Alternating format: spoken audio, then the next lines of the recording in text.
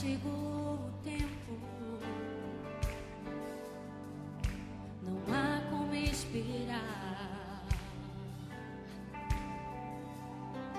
A unção foi derramada em nós e com ela recebemos a missão. O movimento pentecostal aflorou com intensidade em Los Angeles no ano de 1906 e espalhou-se para diversos locais, entre eles Chicago, onde o pastor da Igreja Batista Gunnar Wingren recebeu o batismo no Espírito Santo. Numa convenção batista, Gunnar Wingren conheceu o jovem Daniel Berg, que também fora batizado. Ambos eram suecos e se tornaram grandes amigos.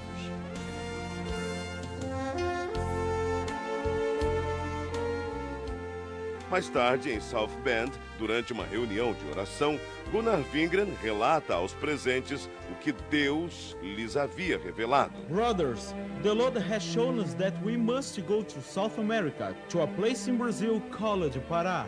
Neste porto, em 19 de novembro de 1910, o pastor Gunnar Wingren e o irmão Daniel Berg desembarcaram em terras brasileiras, como nos conta o presbítero Pedro Silva. Conforme a história dos antepassados, porque eu não assisti, que não era nascido nesta época. Mas meus pais foram os primeiros crentes da Assembleia de Deus no Brasil. E eles conversavam em casa, contavam tudo direitinho. O navio atracou na escadinha no cais do porto. E eles saíram do navio com suas maletas na mão. E sem destino, porque não conhecia nada e tampouco não conhecia a língua. Saíram em direção da Avenida Presidente Vargas. Ao chegar na Praça da República, sentaram em uns bancos de mármore que tinha lá naquela época, e ali ficaram pensando e orando em espírito para Deus enviá-lo o que eles poderiam fazer. Sem rumo, sem economias, numa terra de um povo completamente desconhecido. Esta era a situação de nossos missionários. O futuro era uma incógnita. A única coisa de que tinham certeza era que o Espírito Santo de Deus estava com eles.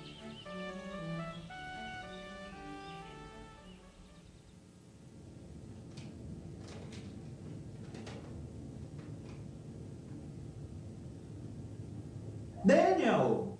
Yes, go ahead, speak. The editor of the newspaper is our brother Justice Nelson, a Methodist pastor I knew in North America.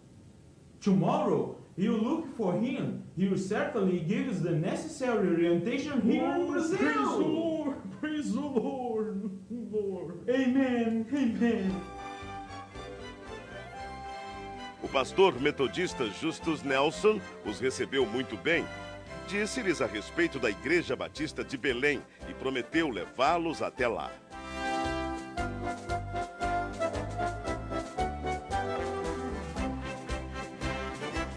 Na pequena Igreja Batista, os missionários conhecem o irmão Raimundo Nobre, líder do trabalho batista no Pará, que ofereceu-lhes abrigo nas dependências da igreja.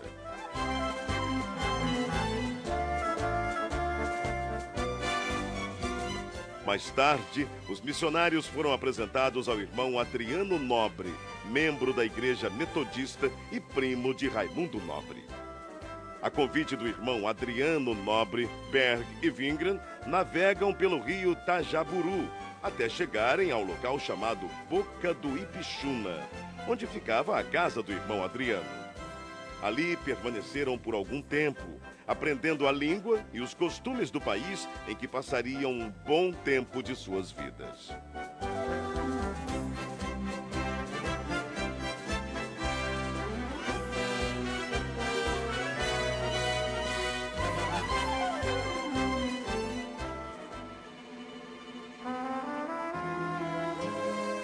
De volta à Igreja Batista, não cessavam de orar dia e noite, avivados pelo Espírito Santo.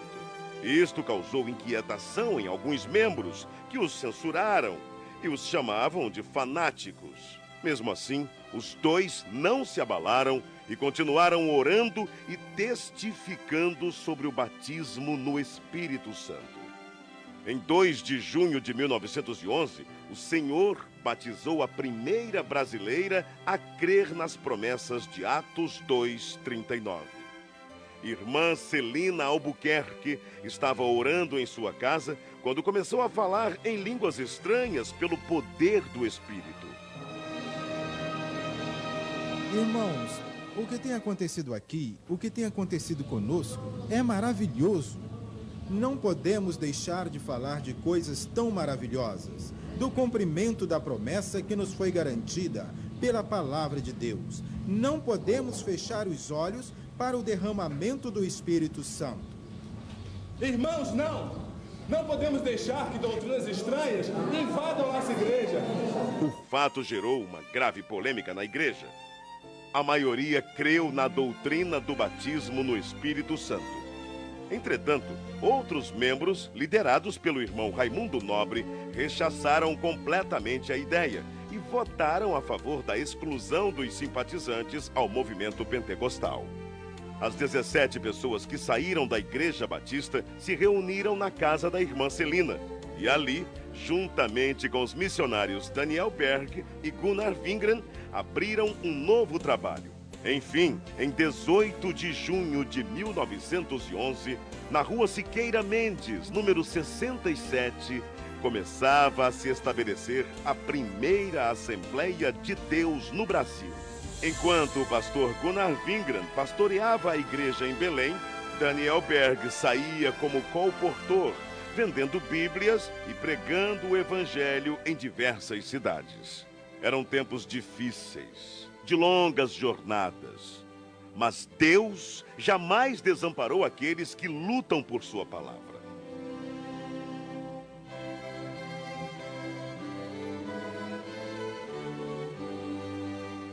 O desafio era muito grande, mas a obra de Deus crescia cada vez mais. Absalão Piano, pastor pentecostal brasileiro, ordenado por Gunnar Wingren em 1913, em Rio Preto, Tajaburu do Norte. Depois dele vieram Crispiano de Melo e Adriano Nobre. Neste mesmo ano, o pastor Gunnar Wingren deu início ao trabalho missionário brasileiro, enviando para Portugal o irmão José Plácido da Costa e família. Em maio de 1913, o trabalho foi estabelecido e os portugueses passaram a conhecer a mensagem pentecostal. Mais tarde, o irmão José Matos se juntou ao trabalho. 1914. Estoura a Primeira Guerra Mundial. Em 25 de outubro deste mesmo ano, chega ao Brasil mais um missionário sueco, Otto Nelson e sua esposa Adina Nelson. No ano seguinte, foi a vez do missionário Samuel Nestran e sua esposa Lena Nestran. Alguns anos mais tarde, em 1917, foi fundado o primeiro jornal pentecostal, A Voz da Verdade. Esse jornal circulou por apenas 3 meses, mas os irmãos da Assembleia de Deus em Belém reconheceram que era necessário divulgar as bênçãos de Deus para todo o povo e, para isso, lançaram mão de um novo jornal, A Boa Semente, cujo primeiro número circulou em janeiro de 1919. Estava lançada a Boa Semente da Literatura. Em 1921, chega ao Brasil Niels Nelson, um jovem de apenas 26 anos. Impulsionado por Deus, veio somar esforços à evangelização. Nessa época surge o primeiro inário da Assembleia de Deus, o Cantor Pentecostal, com 44 hinos e 10 corinhos. No ano seguinte, foi criada em Recife a Harpa Cristã.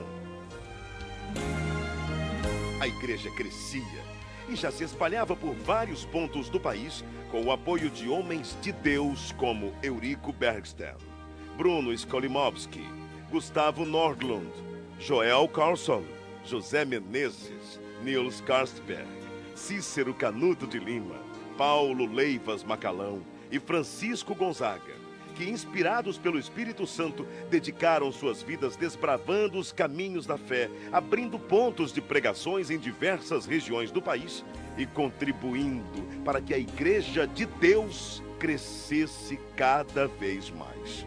Para recordação e agradecimento a Deus pelo que Deus tem feito através de homens que em si nada eram, mas que eram cheios do fogo do Espírito Santo e que trouxeram uma mensagem poderosa, e as portas do inferno não têm podido prevalecer até o dia de hoje. Mas, graças a Deus, esta obra permanecerá maravilhosamente até o dia da vinda do Senhor. Era preciso ampliar o trabalho de evangelização por meio da palavra impressa. Para isso, em 1923, o irmão Samuel Nistran se empenhou em adquirir máquinas para a impressão do jornal Boa Semente, folhetos e livros. Reconhecendo o valor da literatura cristã, o pastor Gunnar Wingren e seus auxiliares resolveram fundar um jornal evangélico na capital federal, o qual denominaram Som Alegre. Em 1930 foi realizado em Natal, Rio Grande do Norte, a primeira Convenção Geral das Assembleias de Deus. Com pesar, a igreja se despediu do pastor José Felinto, recolhido à glória durante a convenção.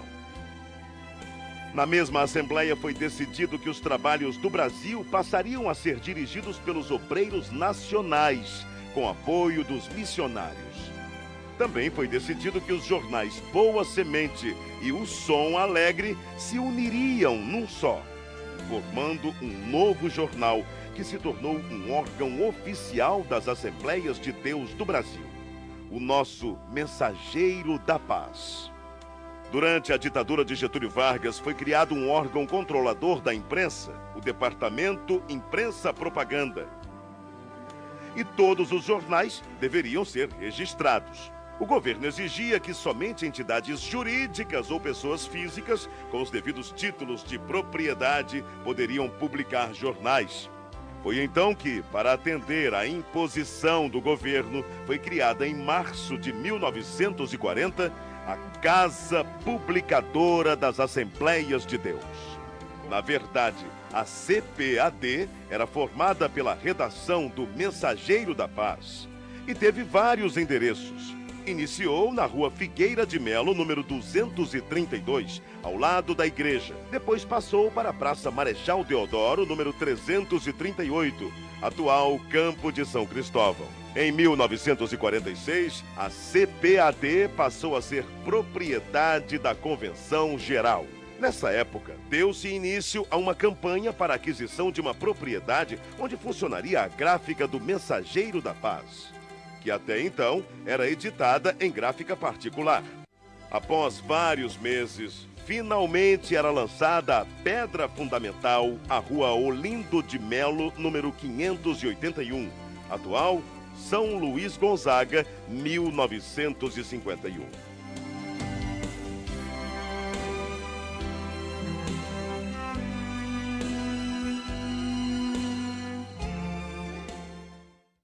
Ide e pregai. É preciso ultrapassar fronteiras e chegar até os confins da terra, anunciando que Jesus Cristo é o Senhor.